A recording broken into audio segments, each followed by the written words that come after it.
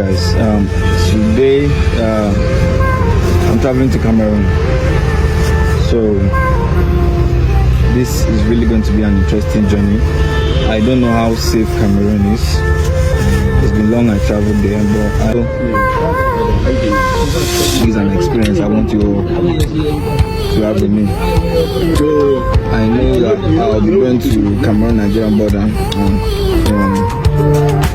what I've heard from Cameroon is not that safe, so that's not it's going to be like. So I will be putting on my cameras for certain reasons.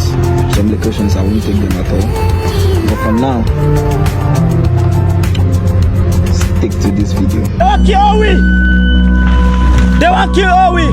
The Anglophone crisis, also known as the Ambazonian War of the Cameroon Civil War, is an ongoing war in the southern Cameroon. This has been going since 2017, and because of this, traveling to Cameroon is a little bit difficult, and people fear for their lives as anything could happen at any time.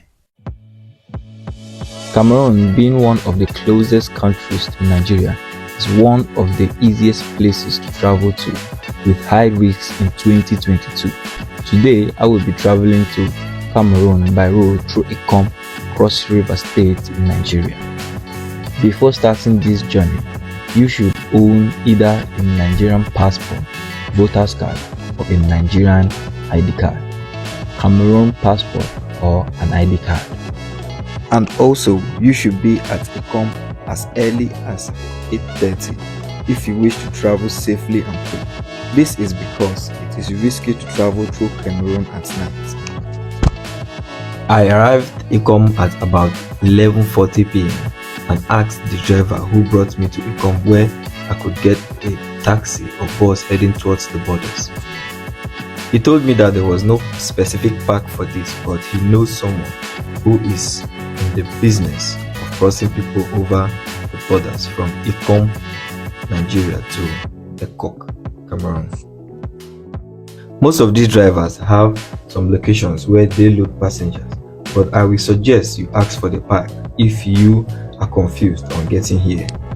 We met with Mr. B and I paid him 15,000 naira for the whole process.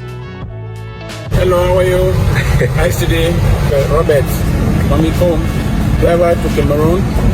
Either you have passport, I will take you down to Cameroon.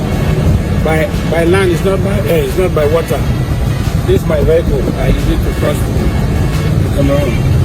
I have no problem. I drive in that way, that route.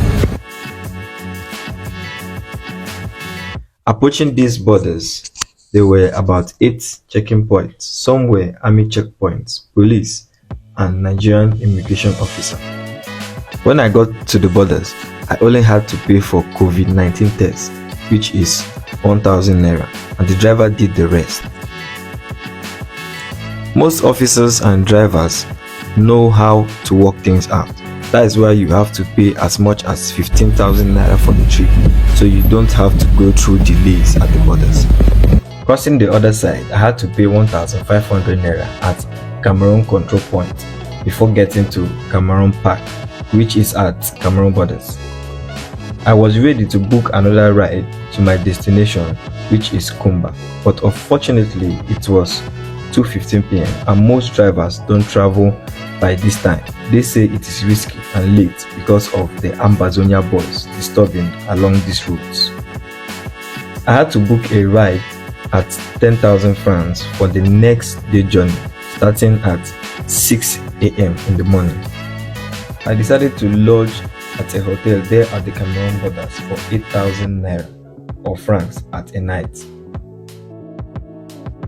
And you should know that by the time of me posting this video, the exchange rate of Naira currency to Cameroon currency is almost the same. So you can either pay in Naira or francs. Please, can someone explain to me how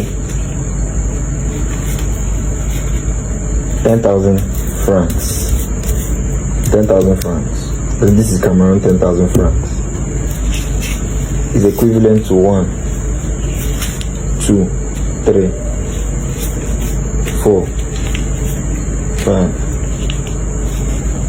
6, 7, 8, 9, 10. This is this. Now, this, you can see this is equivalent to 1, 2. I did a withdrawal of about 50,000 naira here in the border. I had to transfer somebody 50,000 naira to give me the equivalent of this currency in France, which is the Cameroon currency, and they only gave me 5 of this. Please, can somebody explain this to me? Now, this 1,000 notes is equivalent to this. How come when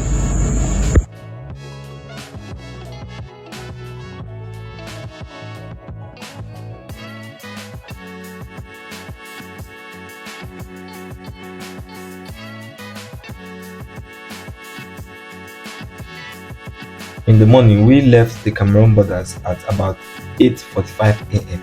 There were also Cameroon checkpoints, and if you're not with a Cameroon ID card or passport, you would have to pay about 6,000 naira for each of these checkpoints.